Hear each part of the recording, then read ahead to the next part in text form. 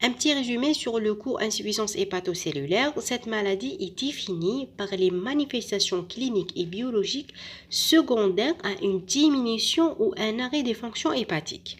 Elle se manifeste lorsqu'il y a une diminution de la masse fonctionnelle hépatique qui devient critique, lorsque la masse est inférieure à un tiers de la masse normale. Comme étiologie, soit elle est due à une hépatite cétolytique aiguë qui est due à un virus toxique, médicament ou un syndrome ischémique, ou bien elle est due à une cirrhose décompensée. Comme clinique, elle est très riche. On peut avoir de l'asthénie, syndrome acétique, ictère, syndrome hémorragique, sensibilité aux infections, désordre cardio-respiratoire, insuffisance rénale, anomalie métabolique, etc.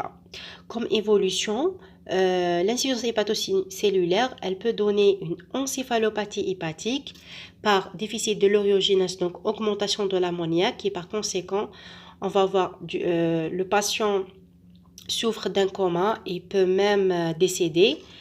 Un ictère foncé, une chute des facteurs de coagulation inférieure à 30%.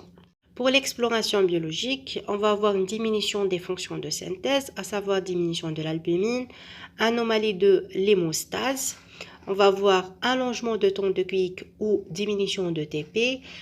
Si le TP est inférieur à 70%, donc c'est une insuffisance hépatocellulaire grave.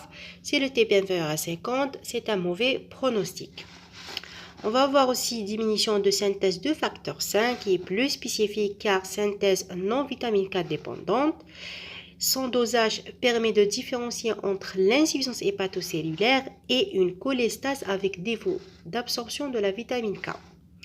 Le fibrinogène, il est diminué de façon tardive, CIVD possible. On va avoir aussi diminution du cholestérol estérifié par diminution de production de L4.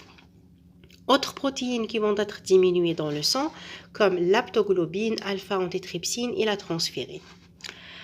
On va avoir l'altération des fonctions d'épuration, c'est-à-dire diminution de l'urée plasmatique avec augmentation de la concentration de l'ammoniac, altération de la sécrétion biliaire avec augmentation de la bilirubine totale et conjuguée, et aussi altération des tests fonctionnels, le BSP, que j'ai déjà parlé et détaillé dans la vidéo précédente.